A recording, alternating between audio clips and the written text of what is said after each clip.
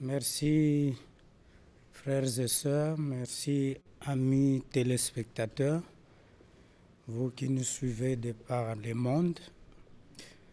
Nous allons donc aborder notre sujet sur la protection. Comment se protéger naturellement, sans danger, sans risque de devenir esclave. Eh bien, la protection, il faut d'abord la désirer et aussi la demander. C'est pourquoi dans la Bible il est dit « Demandez et l'on vous donnera, cherchez, vous trouverez, et frappez et l'on vous ouvrira ». Donc c'est un acte volontaire que de se demander comment se protéger. Ici, nous ne parlons pas de protection qui vont maintenir l'être humain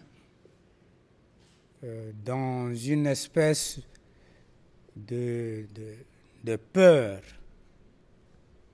parce que beaucoup de gens ont peur de tout et ils vont aller se faire protéger.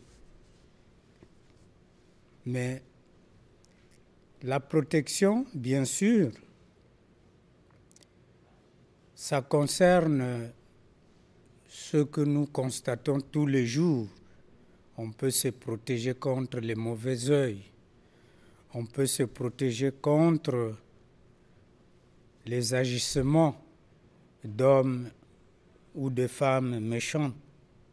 On peut aussi se protéger contre les mauvais sorts. On peut se protéger aussi contre notre environnement. C'est très important.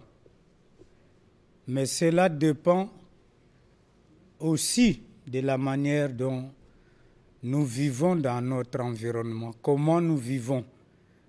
Et la vie, c'est comme un peu le code de la route. Vous voyez, le chauffeur, il a suivi une formation et des examens également pour savoir s'il est en bonne santé. Et quand il conduit, tous les sens sont en éveil. La vue, le toucher, l'ouïe, vous voyez? Donc tout ça, ça fonctionne au même moment. Mais on constate que malgré tout ça, il y a toujours les accidents de la route. Et la vie, c'est pareil. Vous voyez, malgré que nous sommes prudents, malgré que nous avons cette volonté de vivre de manière consciente, mais il y a toujours des choses qui nous échappent. Et c'est cela qui fait que quand ça nous échappe, qu'on ne soit pas victime, justement. Mais comment ne pas être victime? En cela, nous devons toujours être du côté du bien, du côté de ce qui est beau et de ce qui est vrai. Les trois paramètres vont nous guider toujours. Est-ce que c'est vrai? Est-ce que c'est beau? Est-ce que c'est bien ce que je fais? Alors, la connaissance est vraiment nécessaire parce qu'on peut toujours se tromper. Mais si nous savons que la chose pour laquelle a des conséquences, alors nous allons nous retenir. C'est vrai, on va citer le nom de Jésus-Christ, mais la connaissance est aussi nécessaire pour savoir que nous avons une responsabilité personnelle et une responsabilité collective. Lorsque nous sommes en collectivité, par exemple, il y a des énergies qui circulent. Et ces énergies peuvent nous nuire, tout comme ces énergies peuvent nous mettre en harmonie les uns les autres. Mais on doit se protéger, quand bien même c'est une assemblée de prière. Voyez? Mais comment on se protège lorsqu'on est nombreux pour ne pas subir les influences des autres personnes qui sont avec nous?